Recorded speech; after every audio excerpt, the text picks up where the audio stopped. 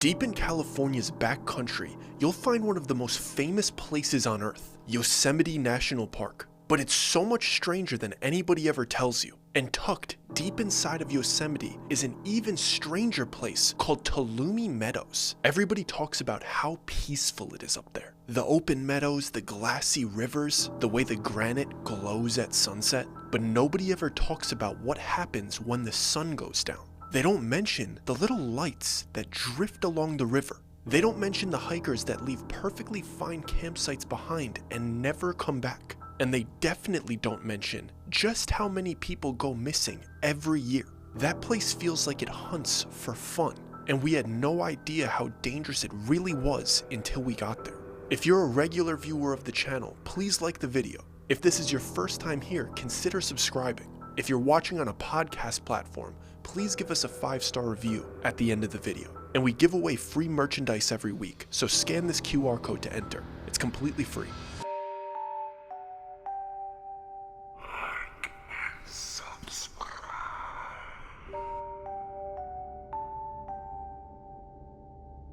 So when I was about 21 years old, I was living in the LA County area. I was doing odd jobs, working when I could, and I didn't have many friends out there, so I had to go and look for friends. The way I would do it is I would sign up for pickup basketball, like recreational basketball, because that's the easiest way to make friends as an adult male. And I met this one kid who was named Cody. And me and Cody hit it off right away. We started hanging out outside of this recreational basketball, and Cody happened to go to USC, which was only about 20 minutes away from where I lived. And since we had become friends so quickly, obviously we're gonna start making plans where we could hang out and go do cooler things with each other. And one of the main things that we wanted to do was go spend a weekend in Yosemite. He had done a little bit of camping in his childhood, but he hadn't done it in a while. And I was itching to go out on an adventure, so when he mentioned it, I was like, dude, I'm down, let's go. So we were planning this trip for a couple months, and since he was in school and I was working, we had to do it right around early September before his classes really started picking up and my busy season at work started picking up. So we set the date in early September, we bought all the stuff that we needed, and we planned for Cody to pick me up at my apartment at around 5 a.m. so we could drive up to Yosemite together. So I was super excited. He pulls up, I get a text like, I'm downstairs, come down. I grab my backpack, I grab everything that I need, and I walk out of my apartment, and I see that Cody isn't alone. There's somebody in the passenger seat. And initially, I get excited because I'm like, oh, who else did he bring? The more the merrier. But then as I walk to the back seat and I open it, the face that looks back at me is a face that, I'm gonna be honest with you, I totally resent. It was this kid named Mason. And I'm not gonna sit here and pretend that I like Mason, because I don't. And him being in that passenger seat literally ruined my weekend at that moment. I was trying to be optimistic, but you have to understand my relationship with this kid for this entire story to make sense. So when I was like 8 years old, growing up in Chicago, completely across the country, there was this one summer where I would wake up every morning and I would know what I was doing that day. I was going to the local park, I was gonna find that kid that always tries to pick on me a little bit, and I was gonna fight him. I know that sounds absolutely ridiculous, but I also know there's a lot of guys out there that had those weird rivalries with random kids in their neighborhoods and will understand. It just so happens that that kid for me was Mason. And why would he be in the passenger seat of Cody's car all the way across the country in California? It was one of those small world moments. Cody had invited me to one of his family barbecues a couple weeks earlier, and I saw a face from across his family barbecue that was really familiar. And the dude walks over with a big smile and he's like, long time no see. And I'm trying to register who this is, and he's like, you don't remember me? And he hits me in the shoulder and tells Cody me and him used to have some good scraps back in the day. And then it registers to me that this is the kid that I fought every day for a month 15 years ago.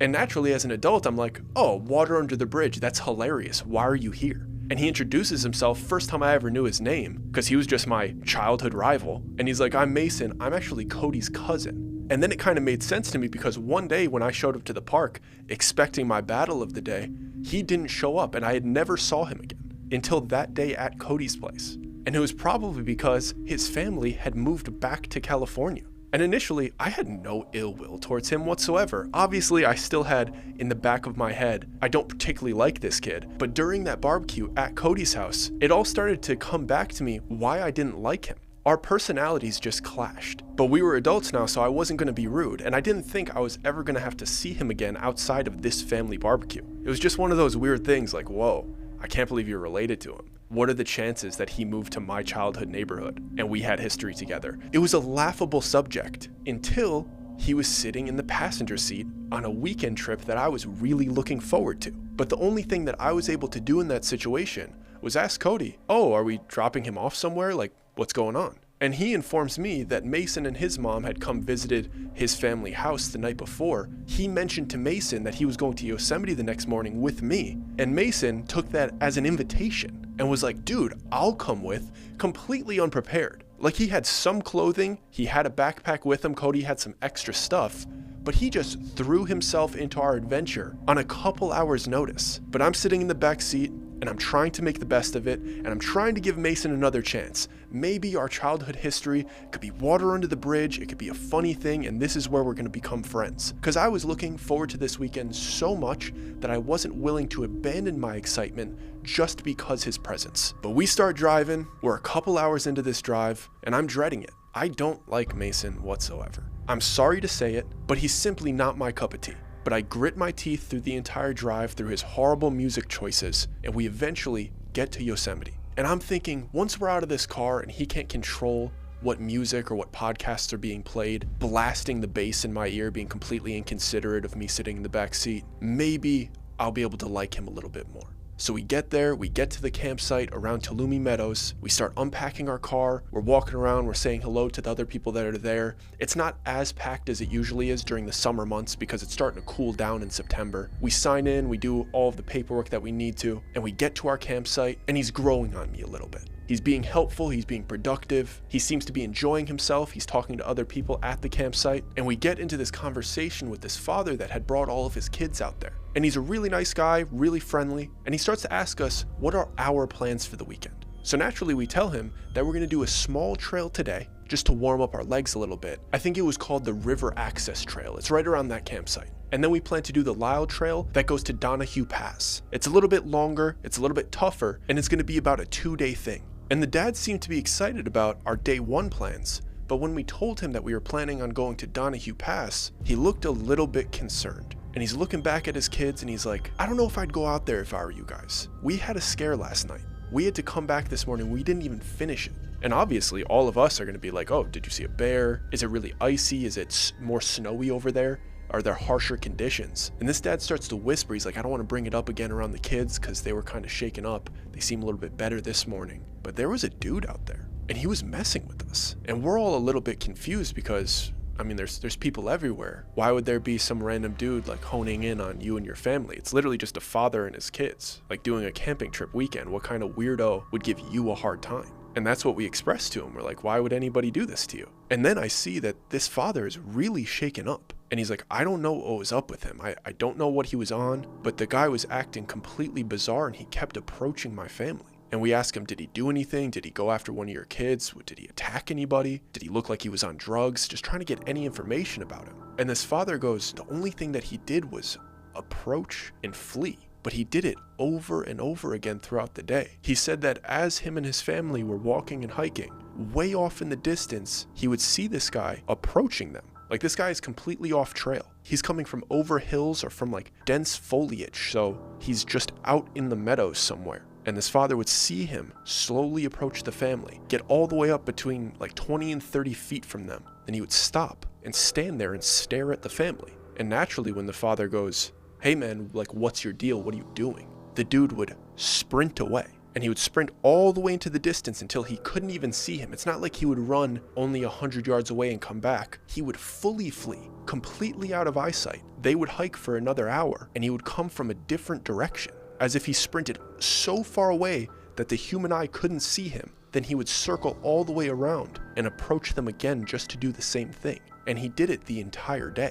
The dad said it was like 4 or 5 times. And by the 5th one, obviously he gets very threatening because why are you coming so close to my family? Why are you interested in us? So we asked the dad, did he tell the park rangers? Did he get help? Did anybody go find him? And he's like, I told everybody that would listen. They sent people out looking for him. I haven't heard anything back, but we're definitely not going out in that direction again today. We're just going to stick at the campsite because there's enough people around. If he comes all the way over here, we'll definitely get him. And we ask him, did he seem threatening? And he's like, I don't know. There was just something off about him. He looked dead-eyed. Then we asked him what he looked like, what he was wearing, and he said he was a regular white dude wearing a gray jacket and hiking pants. There was nothing unique about his appearance. He looked like just about any other average hiker that's here. We found that to be very odd, but not completely unheard of. We figured he was probably mid-20s, maybe took some shrooms and was running around Tulumi Meadows, didn't know how to act. And we totally understand why a father surrounded by his young kids would be super paranoid and super worried. But we're all around 21 to 23 years old. There's 3 of us. We're not super worried about a random guy that's walking up, standing, and then running away. So it's not going to stop us from going out and doing what we had planned to do. We would totally keep an eye out for him, but it wasn't the end of the world for us. We weren't going to not leave the campsite for the rest of the weekend. We don't have dependents with us. So we finish up setting up our campsite, we get some food in our bellies, and we start that small hike right around the campsite to loosen our legs from that long drive that we just had. It only takes about an hour and a half, and it's beautiful in that area. A very diverse landscape. There's rocky areas, there's forested areas, there's streams, there's big boulders and big granite faces in the distance. It's absolutely gorgeous there. So we're walking along that trail, we're having a good time, we're chatting a little bit, but for the most part, we're just taking in the beautiful sights of Yosemite Park. And we get to this area where there's this very nice, beautiful flowing stream. We go right up to it, we're walking on the rocks on the outskirts of the stream, simply enjoying ourselves. There's not really anybody around. I'm completely minding my own business, we've all spread out a little bit. And slightly in the distance, I see Mason poking around at something right at the edge of the stream. He's moving some rocks and he starts yanking at something. So I start to circle around to see what he's pulling at,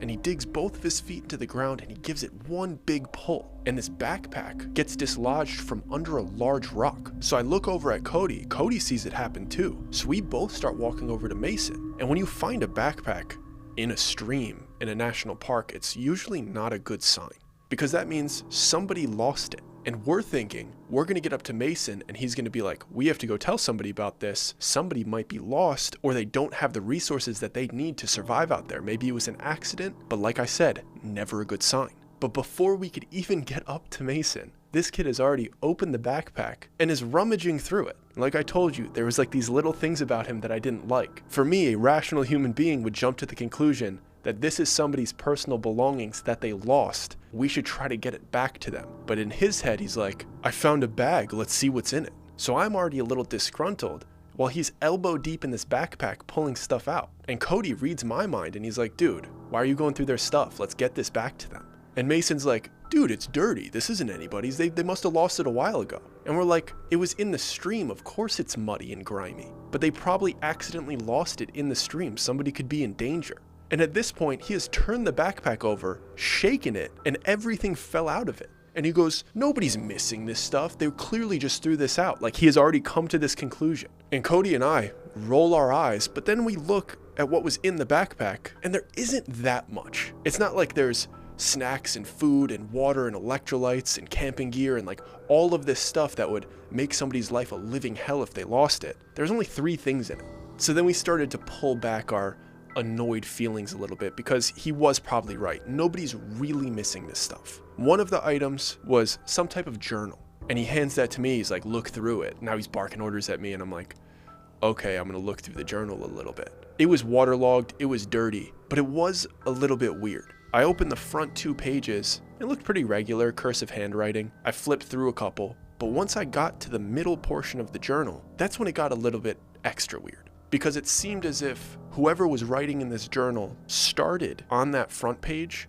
going to the middle, but then sometimes they would flip it over and they would start on the back page, going from like the back page towards the middle. And the handwriting was completely different. So either somebody shared this journal, or this was some type of odd art project, maybe this parallel writing style. It was just weird. But like I said, I didn't think much of it because it was a waterlogged journal. And the second item was this odd little bandana. It was about 2 inches thick, but it was clearly meant to be wrapped around either your head or your arm. It was some type of armband, headband, whatever you call it. But it looked to be leather or some type of animal skin, and it had a little symbol right in the middle of it. So if you wrapped it around your forehead, the symbol would be on your forehead. Or if you wrapped it around your arm, the symbol would look like a little like bicep patch. and it was a very pale leather. And Mason thought it was awesome. He has very odd tendencies. He immediately puts it on his own forehead and ties it. The thing's still muddy and waterlogged, but he thinks it's absolutely awesome. But I knew something was off about this backpack when I looked up at Cody, and he's holding the last item that we found in it.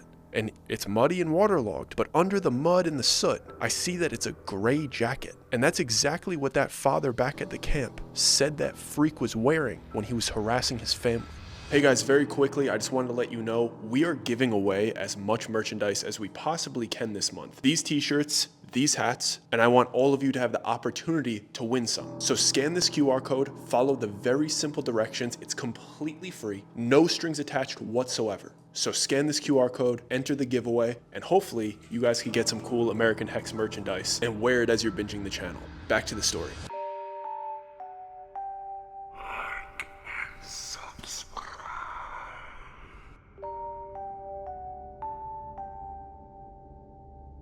So we finally convinced Mason that we probably have to bring these items back to camp and let people know that we found the lost items of the weird dude that was harassing the family. And Mason's like, yeah, alright, but I'm keeping the headband. And Cody and I are like, oh, okay, dude, whatever. Let's just bring the backpack, the journal, see if there's a name in it, and bring the jacket so we can match the jacket to the sighting. And we start walking back. Like I said, it's a very short trail. We get back to the campsite. We let the people in charge know. We meet this ranger. His name is Ranger Haskins. He's a really nice guy. He's very helpful, very insightful, definitely wants to help, and he definitely heard about what the guy was doing to the family the day previously. So he takes the backpack, he takes the journal, he takes the jackets, and since we were going to the Donahue Pass the next day, he makes sure that we have a radio so we could call in if we see anything. And this basically just goes to him and the people that are working in the area, which definitely made us feel a little bit better because we had a direct line of communication if we actually needed help or if we found this guy. So all of us felt a little bit more confident about our plans for the next day. So we get a good night's sleep, we wake up bright and early because we have a long hike ahead of us. And we're all really excited, you know, we're hitting our coffee in the morning, we're carbing up, we're ready to go. I'm trying my best to like Mason, but I see him when he wakes up in the morning and he's still wearing that leather-like headband, like he's Naruto. Like he's taking pride in this headband that's on his head, messing around, doing bits, pretending like we're as into it as he is. We think it's weird that he put it on, but Mason will be Mason. I try to enjoy myself, we pack up our backpack, and we start our hike. In the first hour or two, beautiful. Still near the Tulumi Meadows, we get up to the trailhead. First 30-40 minutes on the trail, it's unbelievable. We're having a great time. Yosemite National Park is probably the most beautiful part of the entire country. The place is absolutely incredible, especially in fall. But it's really hard to enjoy yourself when you're with somebody like Mason. And I'm sorry to say it, but all of his bad qualities started to come out on this trail. Everything that used to tick me off as an 8-year-old, he started doing. It was as if he was holding back his real personality or how he felt about me until we were in the middle of nowhere on this trail. Because all of the stuff that he used to do, repeating what we're saying, in a mocking voice, he started doing. He started to be condescending. Every conversation that we were trying to have started to turn into personal jabs. Every sentence, somebody had to be the butt of a joke. There was no real conversation going on. It was as if everybody's worldview had to go through the lens of Mason, and we all had to live in his very pessimistic, judgmental reality, which is absolutely exhausting to be around. I'll give you a little example. I try to tell Cody about a trip that I took to Pennsylvania, and he cuts me off mid-sentence as I'm starting my story. And he says something like, yeah, you're the type of dude that visits somewhere like Pennsylvania. And I'm like, what is that supposed to mean? I'm the type of dude to visit somewhere? You've never even been there. Like, what is your scope of reference to make fun of me for that? And when I tell you everything, no matter what we brought up, sports, family, relationships, current events, whatever it was twisted into this weird style of conversation that was so irritating. Imagine being on the most beautiful hike of your life, and you have this gnat of a person buzzing around you, not letting you enjoy yourself. And Cody was not happy with him either. We're looking at each other like, what has gotten into him this morning? Like, why would we let him come? And Cody shares blood with him. Like, that is his cousin. And at a certain point, Cody whispers to me like, I've never seen this side of him. And I whisper back, I'm like, I have. I told you, we didn't have the best relationship in the past. This is the Mason that I know. And of course, Cody apologizes. He's like, dude, I shouldn't have brought him. I'm so sorry. While Mason's like 5 feet behind us, trying to listen in on what we're saying, being a weirdo. And we did our best to try to talk to him. Like, hey dude, give him a pep talk. Maybe you don't have to look at the world that way. Can we just have a regular conversation? Can we just enjoy ourselves and our surroundings? But nothing was getting through to him, to the point where I started ignoring him. I wanted to walk a little bit ahead of him. I didn't want to be near him. And neither did Cody. We're like, okay, well, he's with us. We can't absolutely ditch him in the middle of nowhere. But if he's gonna act like this and be so combative in every single conversation, we could tell him that as adults. Hey, you're really ruining our time. The way you're talking, the way you're acting with us is making us not want to do this with you. And the kid thought it was funny. It was like a little kid realizing that he can annoy adults. We took the high road. We started ignoring him. We started actively giving him the cold shoulder, and we told him that we were doing it. It's not like we were being catty friends, just being mean to him. We told him, if you keep acting like this, we are going to ignore you.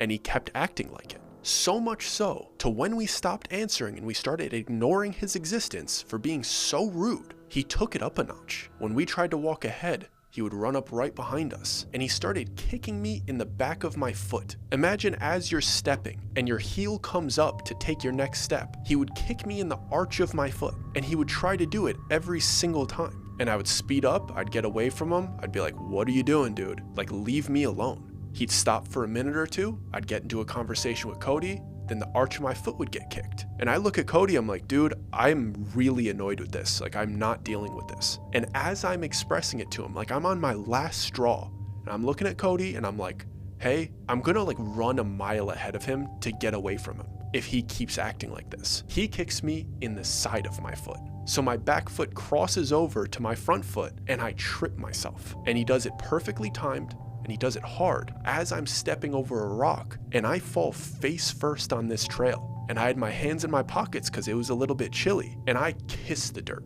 I try to pull my hands out of my pockets to brace my fall, but I can't. The kid kicked my back foot and I hit my face on the rocky, gravelly ground. No more high road. It was like I was teleported back to my grade school playground where I'd meet up with him on that beautiful summer. I'd wake up in the morning and I'm like, I'm gonna go kick the shit out of Mason today.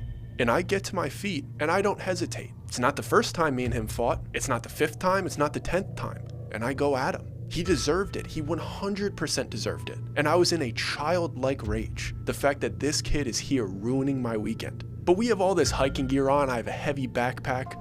And we just get into like a wrestling match. Like, we're not throwing strikes. We're tied up. I have him in a front headlock. I'm punching him in the side of the ribs. I'm trying to snap him down. We're rolling around on the ground like we're 8 years old. But he's much bigger than me. And as I'm hitting him, he's laughing. Like, he's really happy that he got this anger out of me. So I decide to pull his hood over his head so he can't see all of the punches that I'm throwing. And I'm holding his head down by his hood.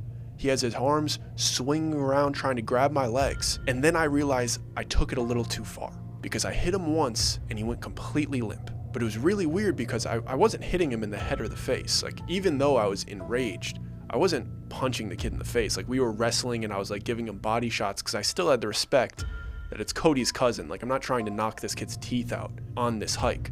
I'm just trying to express to him that he's pissed me off. But as I pushed down on his hood and I hit him in the ribs, he went completely limp. So I pulled the hood off to look at his face to see like what happened. And finally that stupid little leather headband was off his head. And clearly he shouldn't have put it on because he was getting a rash where it was tied around and he's completely limp. Cody pushes me off. He's like, dude, come on, what are we doing? And we roll Mason over and we're like, hey man, it's like slapping him on his cheek. And we're trying to wake him up and he's not waking up. And then I start freaking out because I'm like, I did not hit him that hard. Nothing that I did was go limp unconscious.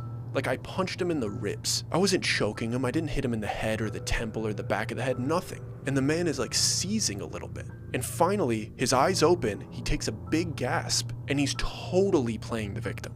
And Cody's like over him, like, are you okay? Are you okay? And he's like whimpering a little bit and like grabbing Cody's arm. And he's like, what happened? What happened? And I'm looking at him with absolute disgust because I think he's faking. I'm not gonna lie to you, I thought he was faking. I know how hard I hit him. He's a grown man. That shouldn't have done anything to him. And now he's trying to make me seem like I'm a villain. I'm waiting for him to look at me and like give me a little smirk like I got you again right when Cody looks away. But he kept going on with the bit. And he's like reaching out to me. He's like, are you okay? What happened? And it's getting more and more weird because he's being sincere to me. And that's the bizarre part, because being fake sincere to Cody, I get that. You're doing a bit. Like reaching over to me and like, hey, what's going on? What happened? Are you okay? I'm sorry. And it's coming off really convincing. Like really, really convincing. That I start to think maybe he's bipolar. Maybe I've been the villain this entire time. Maybe he has something genuinely wrong with him mentally, and I just have anger issues. Because I had never seen somebody shift into a personality that was so polar opposite to what I was seeing 5 minutes previously. But my anger turned to concern because, in my perspective, he wasn't faking it.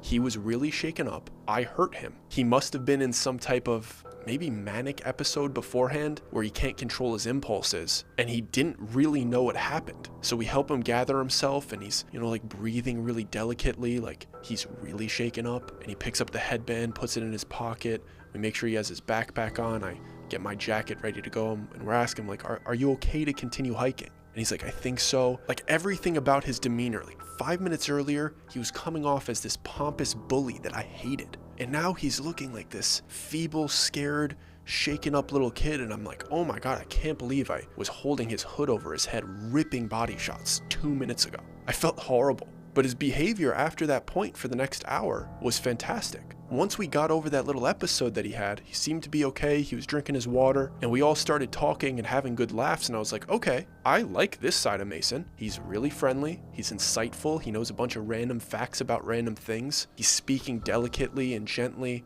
He's asking real questions about me, like he actually wants to get to know me. And I'm like, okay, I guess that's all it took. Like we just had to have a little scrap. He had to have a little episode, and now he's the sweetest dude that's ever lived. And I totally understand why Cody loves him. And as he's asking me a really in-depth question about an hour later, and we're all really enjoying ourselves, I look over his shoulder and I see somebody approaching us in the distance. And this person is coming from a dense wooded area really far away, and they're marching directly towards us. So naturally, I let both of them know, hey, I see somebody coming. And we all look at each other and we're like, oh my God, it's probably that dude. Because he's beelining for us, walking through tall grass, stepping over large rocks, changing his direction based on where we're hiking. He's clearly coming directly at us. So we're like, okay, let's slow down. Let's wait for him to come. Let's turn towards him. Let's let him know that we see him. So that's exactly what we do. We're 3 grown men, and we stop and we look, and he keeps walking towards us, and he's getting closer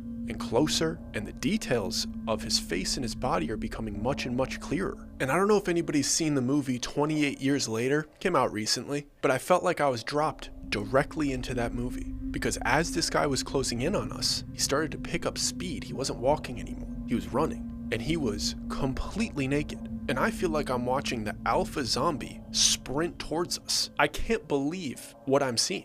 Neither can the other guys, and we're bracing for what he's gonna do. But as he gets up really close to us, he stops about 10 feet away from us. And I'm looking this guy up and down, and I'm really concerned for his health. He's sunburned, but he also looks very cold, like as if he's been out here all night, completely exposed to the elements, with no clothing on. He only has boots on. And I see this large laceration on his left arm.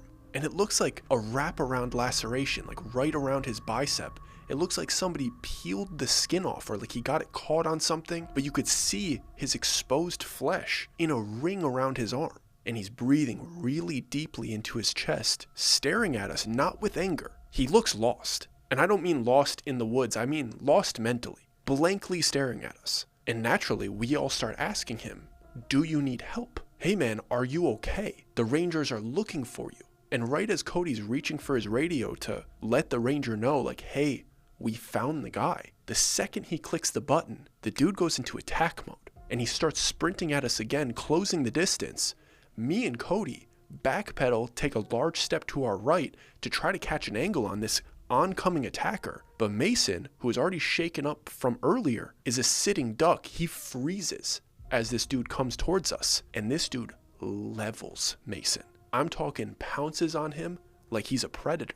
Not a rugby tackle, not going for the legs. As if this dude was completely inconsiderate of his own bodily health. Like when you see somebody sprint into a wall, as if they didn't see the wall. He just runs chest to Mason. And naturally, since Mason is standing there, he didn't brace his feet for impact. He tilts backwards, and now Mason is on his back, and this dude is on top of him, mind you, naked. And that makes you pause. Like obviously your friend is being attacked, you're gonna go help him right away. That was initial instinct. Where do you grab him? It gives you that extra split second of, I don't know what to do here. And even though we approached in an attempt to split it up or take him off or hit him, whatever we were gonna do, it goes through your head. Do I want to wrestle a naked guy who has an open laceration? There's blood coming from his arm. He looks like he's been out in the wild for days. These small little things go through your head, and it takes you a second to consider touching him. I know all of you understand what I'm saying. And in that split second, I realized that he's not attacking Mason, like he's not hitting him, he's not raining down punches. He's sinking his hands into all of Mason's pockets. Like Mason was wearing this kind of like vest thing that had pockets on the front, and he's digging his hands into his pockets. Mason rolls over to his side, he starts digging into his back cargo pants pocket, and then when Mason turns his back completely to this guy in an attempt to get up, he's trying to unzip his backpack and reaching into it. And that all happened in that split second, like, I don't know, a second or two, where I realized what his intentions are. And then I think the dude just wants food. Because he's not attacking him and trying to inflict bodily harm, he's robbing him. He's like shaking him down, like checking his pockets, like, what do you have? And Cody's instincts kick in before mine do. And when I say kick, I mean it, because he soccer kicks this dude in the ribs. And the second Cody made impact with him, it was like scaring a wild animal. There was no level of retaliation. It was fight or flight, and he was fighting right before then, but then he was in flight mode. The first ounce of resistance to what he was doing, he immediately fled. He got kicked, he got to his feet, and he's sprinting away. I tried to see if he had anything in his hands. It didn't seem like it. One moment, he's on top of Mason, rummaging through any crevice that he can. And the next moment, he has his back to us, sprinting away. I just see his little flapjacks running in the distance. And we help Mason get to his feet, and we're looking at him, trying to see where he's going. Because the father from the day before mentioned that he kept coming back, and it became more unrealistic as we watched. He kept running. There wasn't like a mountain that he could go over or dense trees really close to us to make it seem like he disappeared very quickly. We could see really far in the distance. Tulumi Meadows has a lot of open space. You could see like a mile away from you. And we're watching this dude sprint, not slow down, like not a marathon runner. This dude sprints marathons, and he keeps going and keeps going and keeps going until finally he's a little dot and goes behind something that we can't see him. But we watch this dude run at full speed for like 5 minutes. And as we're all standing there looking at each other, we're like, how was he able to do that 4 or 5 times yesterday? What he just did would make anybody exhausted for the entire day. And that father said that he did that multiple times. None of it made sense. Cody's already on the radio. Hey, Ranger Haskins, we saw him. He actually got physical with us. And the ranger tells us, hey, you only have a couple hours at daylight. Let's get a camp set up. I would prefer if you guys came in, but if you don't think you could make it back in time, I think you're gonna be okay. And we're like, hey, he attacked us. And Ranger Haskins goes, I'll send somebody out.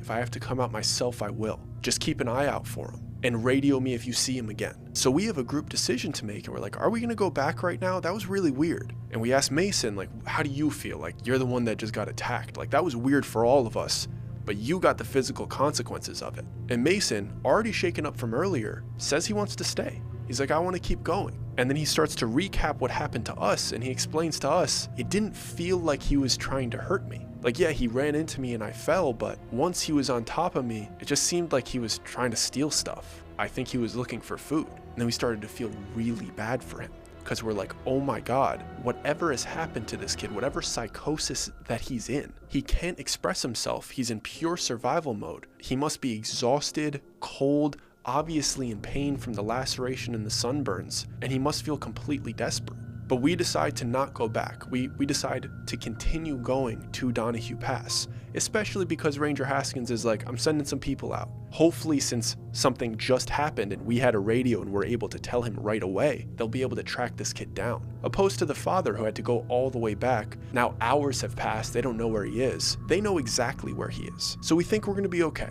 We hike a little bit further, we set up camp for the night. The sun starts to go down, like it's right around dusk. We have our little freezer dried meals, but it starts to get a little cold. I'm tucking my sweater near my neck. It's getting a little chilly. I pull my beanie down over my ears, and I look at Mason, and I feel really bad because he has a hoodie on and he has pants on, but he came on this adventure totally unprepared. He decided to come the night before. The man didn't have a winter hat. We had some extra shirts and some long sleeves. We were able to layer them up, but we didn't have an extra hat. And I see his ears getting like that bright red. I could tell as the temperature is dropping, he's suffering a little bit. And we're sitting down around the campfire. It is warm, but there's nothing you could do about that, like painful, cold ear pain. And Cody goes, dude, what about the headband? And all of us are like, oh, what a good idea. He reaches into his front pocket, he takes it out, and he wraps this leather headband around his forehead again, but he tucks his ears under it. And he ties it really tight so his ears are like flush with the side of his head. And even though that'll make him a little bit sore, it'll keep the upper tips of his ears warm completely. And within 2 or 3 minutes, he's like, thank God. Like, what a good idea. And then we take an extra shirt and we wrap it around his head, I guess kind of like a turban, just trying to keep the top of his head warm and secure that headband in that specific location to protect his ears. Problem solved, we're good to go. We're winding down for the night, we're having laughs, we have a couple treats, we have some s'mores, and Mason excuses himself to go use the bathroom 20 feet away. And by bathroom, I mean a tree. And we're sitting there, we're having a good time around the campfire, kind of making jokes about what had happened earlier, like, wow, that was an eventful day. And we're joking about how Mason took 2 absolute beatings within the last 3 hours. And we're also joking like, kind of deserved. And as we're laughing about that, we hear footsteps sprinting to our campsite. And initially, we get to our feet, freaking out because we think it's the same guy. We think we're about to get taken out. We're about to take that body slam to our chest from a naked gentleman in the woods. And I can't tell what direction it's coming from at first until I see from the corner of my eye Mason sprinting towards us. And the look on his face is as if something just went horribly wrong back there. And his hands are shooting up towards his ears. He's high-kneeing it towards us. And Cody and I are absolutely shocked because his clothes are gone. He only has his boots on and the little t-shirt turban that we made for him. And he runs directly towards us, in between us, right past the fire, and starts sprinting in the direction of the forest in the distance.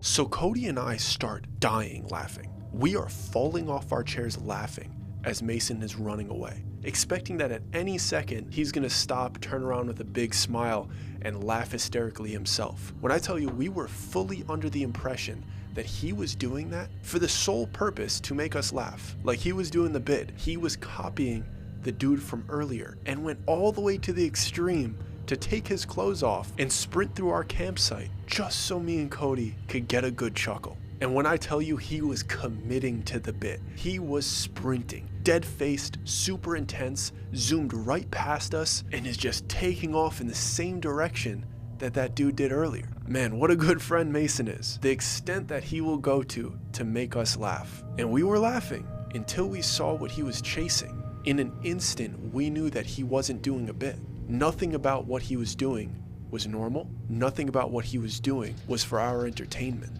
About 30 feet above Mason's head, I saw something that didn't make any sense. It looked like a floating light. I don't know how else to explain it. It didn't look like an orb or a drone or anything like that. It looked like a regular light bulb was kind of floating. You couldn't see the bulb inside of the light. It was just like a little sparkle of light, as if you plucked a star, but then brought it down within 100 feet of you. And I know it wasn't a star because I could see the tree line behind it. It's not like the sky was behind it. And it looked as if it was guiding Mason, because it was drifting left and right, and whenever it would have a slight change of direction, so would Mason. And I asked Cody, do you see that? And he responds to me, what is that?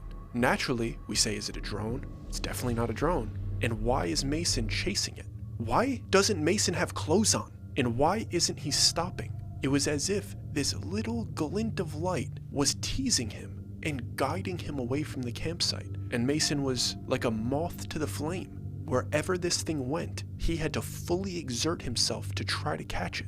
It was funny until he was 30 yards away from us and we saw the light. And then we started to not know what to do. Do we chase him? Do we leave our campsite? Do we go off trail? The sun's going down. What is that thing? How dangerous is it? You freeze in those moments. And we're watching our friend who was just complaining about how cold he was. He was shivering, his ears were cold, and now he has no clothes on. And he's acting exactly like the man that attacked him earlier. We're out of our seats. There's nothing funny about this. Cody asked me, do we go after him? I say I think so. If he gets out of our eyesight, if he gets that far away from us, there's no way we're going to be able to find him overnight ourselves. And that other dude is still out there. And who knows what that light is. So we are on our feet. We're about to start running. I'm talking the split second we're about to take off sprinting. And he has a 150-yard head start on us. It is getting hard to see him. And somebody starts speaking through the radio. And I can't tell what the voice is because of the static, but it clearly says, don't you think about leaving that campsite. Very quickly, very sternly, clearly talking to us as if whoever's on the other end of that radio can see us. So we look back towards it. Cody runs over and grabs it. I'm trying to keep my eyes on Mason. And then from the left coming to the right, I see a large figure flanking Mason as if it's chasing him down. And I ask Cody, what is that? Because it feels like my eyes are playing tricks on me at that point. Everything is unfolding so quickly, I'm not able to register what I'm looking at. Cody speaks back into the radio, you have to get him, as if he knows who it is. So I bark at him, who is that? And he looks at me like, how can I not tell? And he goes, that's Ranger Haskins. And then it makes sense to me. The reason I didn't know what it was is because Ranger Haskins wasn't alone. He was on his horse. And that's why the figure was so large and seemed to be closing in on Mason so quickly. So I'm watching Ranger Haskins having his horse in a full gallop, chasing down Mason. And it seems as if he's trying to get to Mason before Mason gets to the tree line. And we're squinting our eyes trying to see if he's gonna get him. But Mason is closing in on what seems to be a very dense area that starts to ascend into like a rocky hill, but it also has a lot of trees on it. There's no scenario where Ranger Haskins' horse can gallop into that area. So we're watching, holding our breaths, and it's coming down to a split-second finish. Obviously, the horse is much faster than Mason, but Mason had such a far head start. And right as I think Ranger Haskins might have Mason, I realize there's nothing for him to grab. He can't reach down and grab his collar, and they converge right at the point where that horse definitely won't be able to continue running. And Ranger Haskins has to swoop by him in an attempt to grab his arm or like under his chin to stop Mason from running, but he can't. Mason just shakes him off. It was as if he kind of slapped his arm, maybe tried to grab it, tried to grab his neck, but there was no garments to grab a hold of. So Mason easily shakes it off and disappears into this ascending rocky area. And Ranger Haskins has to loop around, slow the horse down, and assess if he can follow him. And we could see, even though they're really far in the distance, he's pacing back and forth, seeing if there's a good entryway,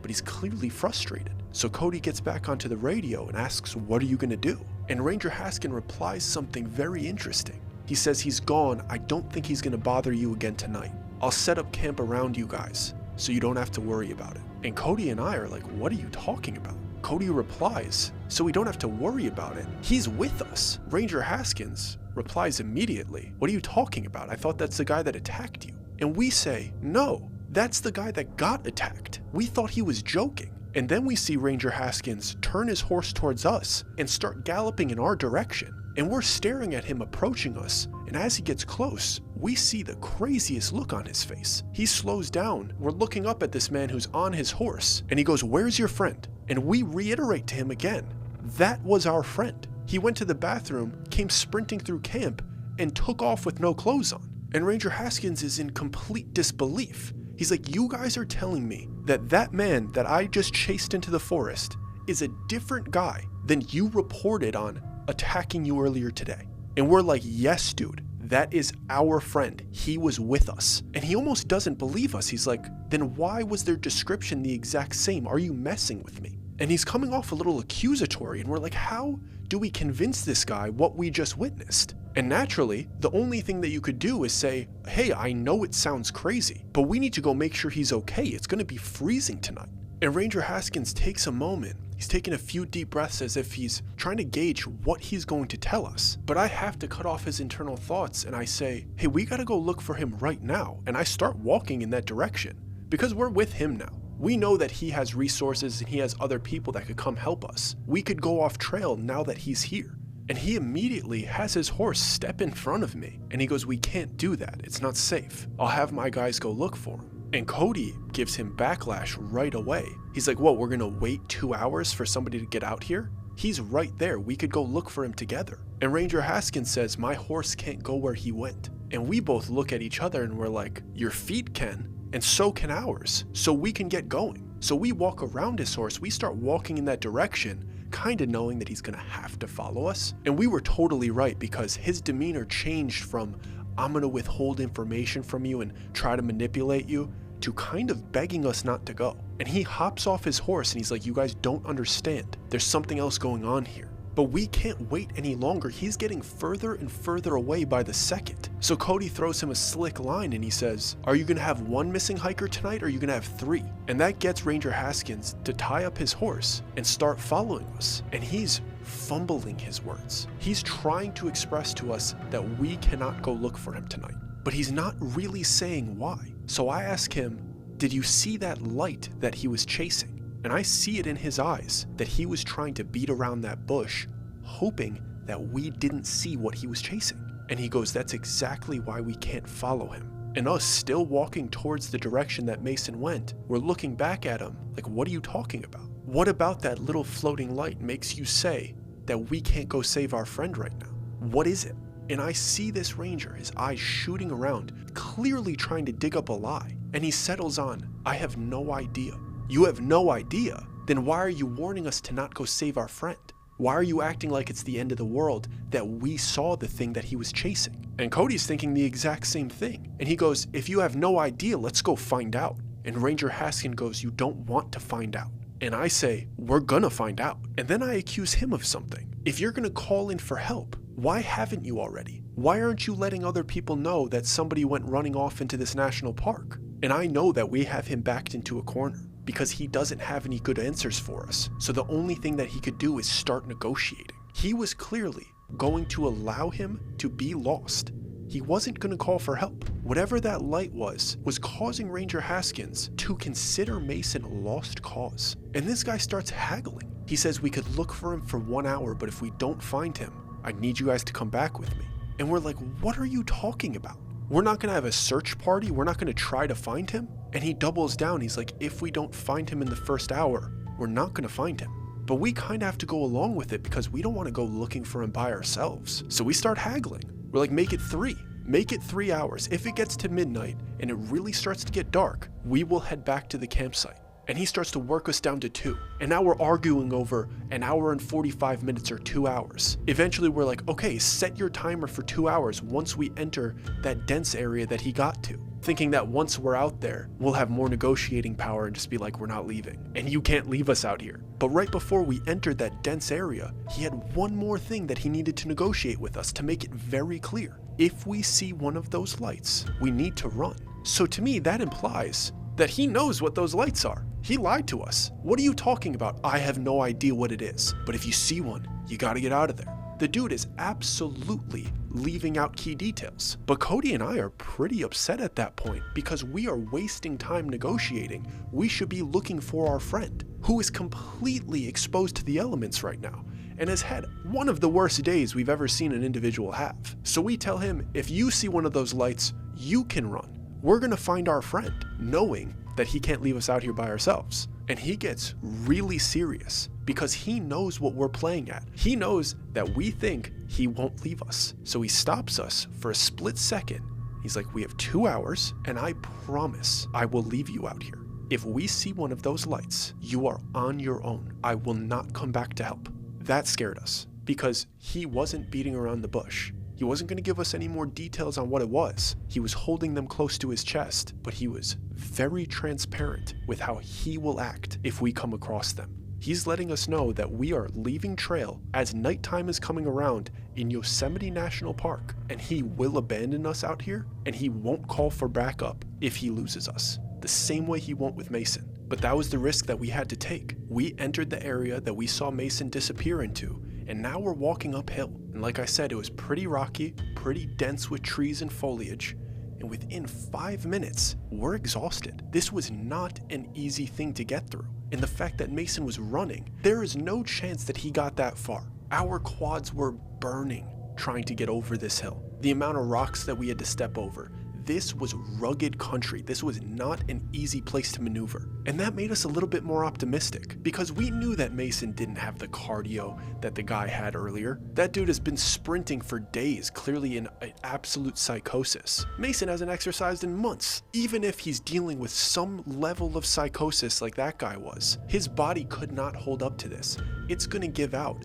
Within the next hour, we're going to find him. The ranger has his flashlight out, it's getting darker and darker. Luckily he had an extra one and Cody had his phone, so we had a fair amount of light, but man, it gets dark out there. The ranger's light was the very powerful one. So even though we were holding ours up, we were all kind of looking into the light beam that he was sending out there because you were actually able to see 20, 30 feet ahead. And you would imagine we would spread out a little bit, but because it was so dark out, we weren't doing that. We were staying pretty much shoulder to shoulder. We weren't trying to get lost. And every step that we took, you could feel that we were getting further and further from our campsite. We were, but it felt heavier because it was so dark out. We know how harsh it is out here, and our resources and his horse are waiting for us further and further away. And I find myself praying that Mason has the worst cardio known to man, hoping that his body gave out. Hopefully, he is passed out from exhaustion right around the corner, only a couple feet away. But we're walking for 20 and 30 minutes. We're not seeing anything. It's pitch black at that point. Yes, the stars and the moon are illuminating through the trees a little bit, but we're not working with much. He didn't have any clothes on him to get caught onto trees, so we're not seeing any signs of what direction he went. And I start to lean more towards what Ranger Haskins was saying. 1 hour. If we don't find him in 1 hour, we have to head back. Because it was feeling more and more dangerous by the second. And I bring it up to him and I'm like, dude, can you radio backup? I don't think we could find him ourselves. I started having my doubts, and Cody did too, because I shot a look at him because I didn't run it by him at first. I wasn't sure if he was going to fight my opinion, but his eyes looked concerned too. He's like, I don't think this is going to happen. But Ranger Haskins reiterates it to us. He's like, we're already out here, but if we don't find him in 1 hour, I don't think we're going to find him. And he really, really meant it. And once we were in those dense, rocky, steep woods, I really started to believe him. The negotiations that we had, the attitudes that we had, were completely out the door. I was ready to turn back when they were. And it's not like we were covering that much ground. We were exhausted very quickly. And every single second after that conversation, I was considering volunteering to head back. And I had to convince myself, just get to that 1 hour mark. We're gonna be okay regardless. Just get to 1 hour, because then you could live with yourself. We searched for an hour. If he doesn't get found, if this ends up bad, at least we did what we were supposed to do. And after we get to the campsite, we could put some pressure onto Ranger Haskins to call in for backup and do a real search party, even if he doesn't want to. And Cody was thinking the same thing because he volunteered first. And he breaks the silence. He's like, guys, I don't think this is the right idea. We need help. And Ranger Haskins replies, he's right there. Guys, don't move. And we look at him, then we follow the beam of light that's coming from his flashlight, and we see a pale back crouched up in front of a large tree about 10 feet away from us. And they have their left hand on the tree trunk, and they're clearly carving something into this tree. And we found him, and we found him within the first hour. So we start to approach him. We're not trying to spook him. We all get quiet, and we're trying to surround him so if he tries to run, we could grab him. And I could hear that something is being carved, but I don't know what he's carving it with. So Ranger Haskins goes to the left, I stay right behind him, so I'm directly behind his back, and Cody starts flanking him from the right, so whatever direction that he goes, we'll have a chance to grab him. I'm waiting for Ranger Haskins to say something. I'm not gonna shout at him like, hey Mason. I want the person with a little bit of authority to try to break through to him. And as we're getting closer, we're all taking very slow predatory steps, being as quiet as we possibly can. But we all have our hands up, kind of showing we're not here to harm you. And I'm staring at this pale back that's being lit up by this flashlight, and I'm not recognizing it. And this person clearly knows that we're there, because they hold up their left arm as if he's saying stop to Ranger Haskins, who's approaching him and shining the light on him. And I see a wraparound laceration around this person's bicep. And I realize in that second that this isn't Mason.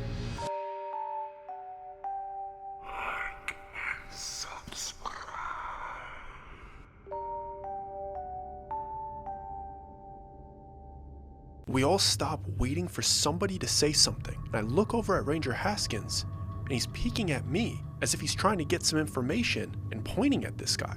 And he mouths to me, "Is this him?" And I shake my head no, because I'm assuming he's asking me, "Is this Mason?"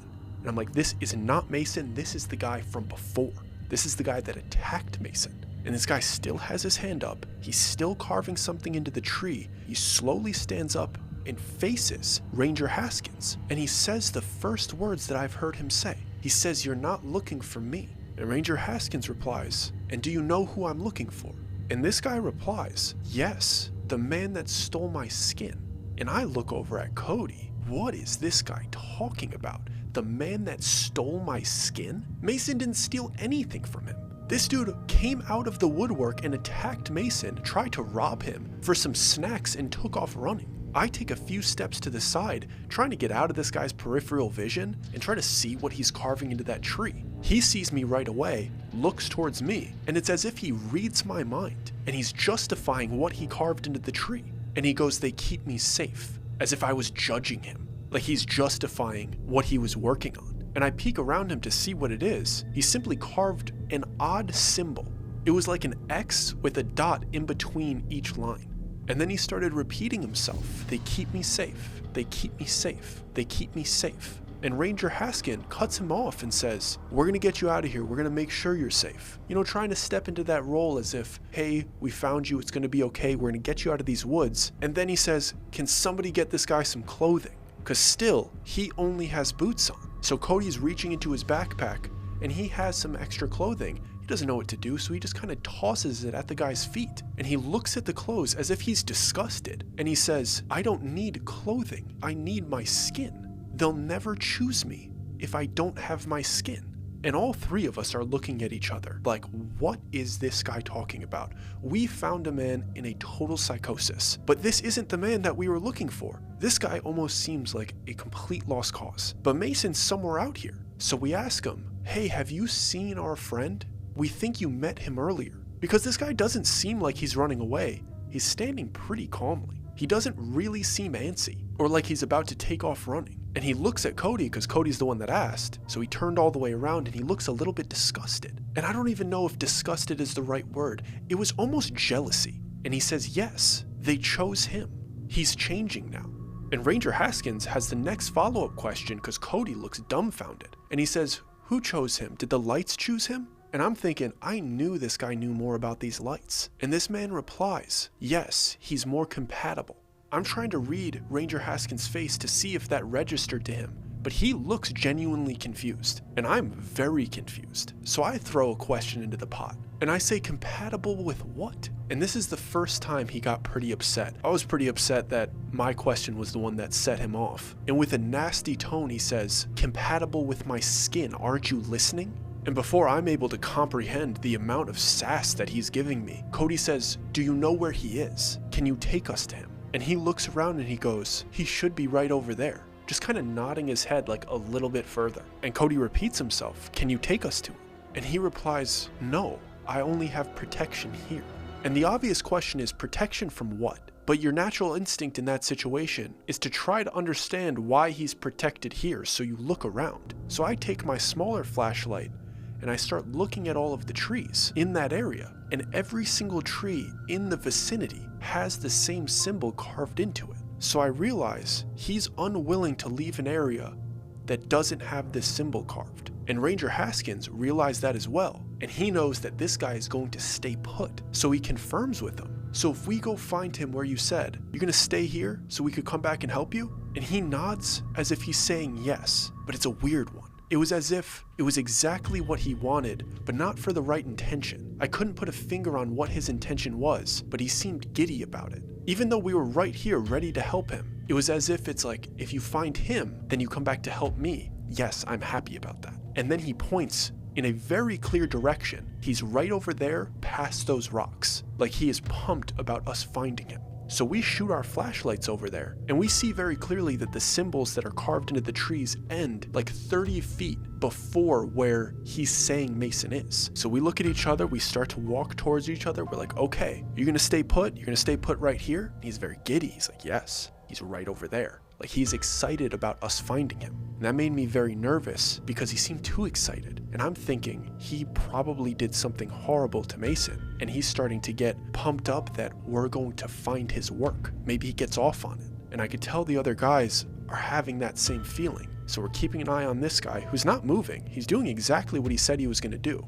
I'm going to stay put till you come back with him. We're walking towards that direction. I'm looking at all these symbols in the trees, and I'm preparing myself to see some type of massacre behind this large rock. We're walking uphill, and we don't split up this time. We don't try to circle it. We're staying as close to each other as we can, and we decide to go around the rock to the right. And I'm peeking my head, trying to see. I'm hoping that we're just gonna see Mason laying there, or like crouched down. Maybe he's cold. I'm just hoping he's exhausted and he's okay. But when we get around that big boulder, we get our flashlights on what this guy sent us to go see, doesn't make sense. At first it was a jump scare. I thought this was a trap because I'm looking at a bear. It's not a massive bear, but it's a pretty good size and it's sleeping. So I'm thinking this is a joke. Like this guy wanted us to go around this rock because he knows there's a bear here.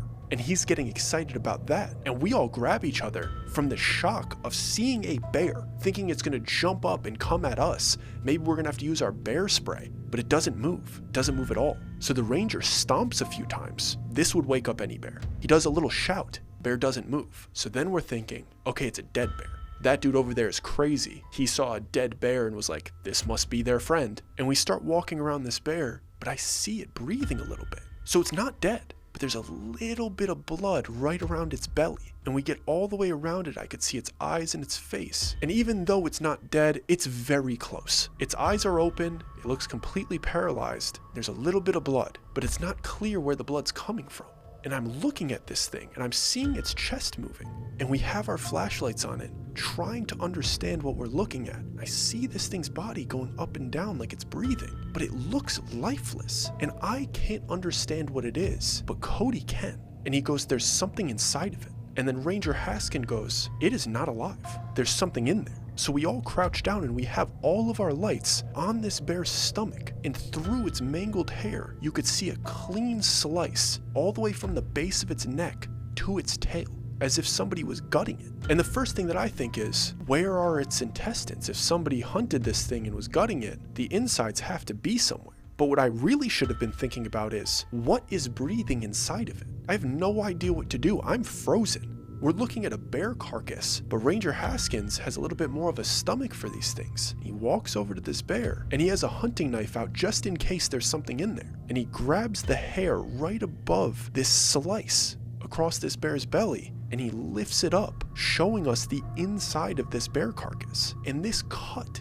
was so precise. This wasn't your average hunter like ripping through a bear hide. This was like surgical, so smooth, barely any blood, no intestines anywhere. And as he's lifting it up, showing the inside of the rib cage of this bear, we see Mason. He's curled up in the fetal position inside of this bear, and his eyes are closed and he's hugging his knees as if he killed this bear and was using its carcass for warmth. He climbed inside of it and it looked as if he was sleeping. And I'm looking at his face and his head and his hands, and he's hugging his knees, and his fingers look a little thinner than I remember. Like as if maybe he had some frostbite. It was exposing more of the bones of his fingers. It made them look a little bit longer. And I'm looking at his face and his head, and it looks as if he's getting an infection around where he tied his headband. It looks as if the headband is almost melted into his forehead and his skin, and the area around it started to change color closer to the color of the pale leather headband. Then I looked at the symbol on it, the one that I was joking like he was wearing the headband like a Naruto ninja,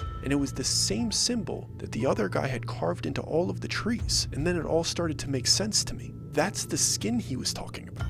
That's the skin that Mason stole from him. And this guy is saying that it's his. And then I thought about the laceration on his arm, and I was disgusted. And I immediately tell the guys, I think that headband is made out of the other guy's skin. thinking that I've just had this epiphany. I'm putting together all of these things. And Ranger Haskins goes, no, it's not. You guys didn't tell me that he had that on. And now I know he knows something else. And we both look at him and we're like, what are you talking about? Why would we mention that? It's a headband. And he goes, that's not just a headband. That's the skin of a rake. It's never supposed to touch a human skin. You wear it over clothing to ward off other rakes. It's like a warning for them. They can sense it. But if you put it onto your own skin, it starts to spread. And then we watch Ranger Haskins reach his knife into this bear carcass, slip it under the headband that seemed to ingrain itself onto Mason's forehead, and he slides it under until it's all the way through, and he uses it as a wedge to slip it off of Mason's head and pull it out. And he has it dangling on his hunting knife, and he is unwilling to touch it. He's making sure this thing doesn't touch his hand. And as we're looking at him holding up this, what we thought was a leather headband, Mason lets out an animalistic scream. It sounded like a cougar shrieking, like an elk in heat, and he didn't move when he did it. His mouth opened and he released this sound. And as he was doing it, Ranger Haskins grabbed his ankle and pulled him out of the bear carcass. And once he was out of it, he stopped screaming. We're looking down at him and he's starting to twitch as if he's maybe starting to come to. He has a major laceration all around his forehead where he was wearing the headband. And in the distance, we see 3 lights almost scurry through the forest and stop about 50 feet away from us. And they're floating behind some trees, all kind of in unison, as if they're observing us, as if they are reacting to the scream. They heard it and they're coming to see what happened. And we whisper to Ranger Haskins, do we run? Because that's exactly what he said to do. But I guess protocol changed because he said, don't move. And he opened his backpack that he had on the ground next to him, and he dropped the headband into it and zippered it closed. And we're in a standoff with these floating lights that seem to have some level of intention behind them, even though they're just an inanimate light. And Ranger Haskins says, if they come any closer, we're gonna have to split up. And we're standing there motionless until we hear a collision. And we both look to see what happened, and we see Ranger Haskin on his back and the man from earlier on top of him, rummaging through his pockets. And he's saying, give me my skin, give me my skin. This time there's no hesitation. Cody and I immediately remove him from Ranger Haskins. We just both grab an arm and try to throw him as far as we can to give him some distance. Ranger Haskins gets to his feet, and now we're in a standoff with this guy. Mason's still motionless on the floor, and we're waiting for this guy to make his next move. But his next move is as unpredictable as his previous 5. He takes off sprinting towards the lights, like running directly at them where they were. And we see them fading off into the distance. And he's screaming things like, I did what you asked. Take me, take me, take me. And he keeps going with his unlimited cardio. The lights fade completely and he's completely gone. And we're standing over Mason with a large wraparound laceration on his forehead and a perfectly cut bear carcass. And the only choice that we have is to try to wake Mason up. So that's what we do over the course of the next 10-15 minutes. He starts to come to. It's very similar to the first time. Apologetic, sincere. What happened? He's very scared. He's like hyperventilating. He's crying. He's like, I don't know what happened. I don't know what happened. Where am I? How did I get here? We go back and we take the clothes that we had tossed to the other guy. We give him a shirt, we give him some shorts. He's clearly still very cold. We don't want to put anything over the tender spot on his head because we don't want it to get stuck. So we all give him a piece of clothing to try to keep him warm. And we assist him all the way out on this very steep hike back to our campsite. Once we get to our campsite, we have the horse. We pack up our stuff very quickly. We get him on the horse, and we have to hike all the way back in the middle of the night to get him the help that he needs. And once we're back at the main campgrounds, and he's getting tended to, and they're tending to his head, they're giving him painkillers, doing everything that they need to do, we finally have a moment to talk to Ranger Haskins. And he assures us that Mason is very lucky and he's gonna be okay. But we have some unanswered questions, and we're like, what was that? And Ranger Haskins goes, the lights are the skin. And we go, let's start with the skin. What are you gonna do with it? And he goes, we have protocol for things like that. I'm gonna take it to where it needs to go. And we're like, what was it doing to him? And he takes a deep breath and he says, the easiest way to explain it is that the skin of a rake, it's kind of contagious. If it comes into contact with you, you'll become one. And Cody goes, then what were the lights? If it was all about the headband, why were you worried about the lights? And he goes, I wasn't lying. I don't know what those are. But whatever they are, they seem to have been trying to assist in whatever transformation was happening. Who do you think cut that bear's belly?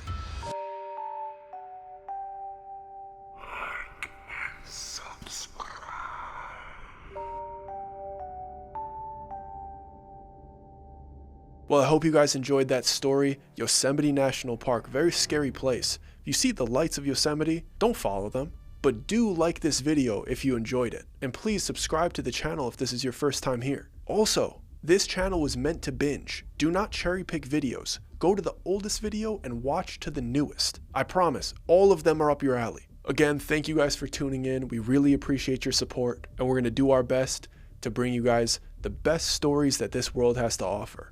See you next week. We're out. And if you like this video, YouTube thinks you would really like this one next.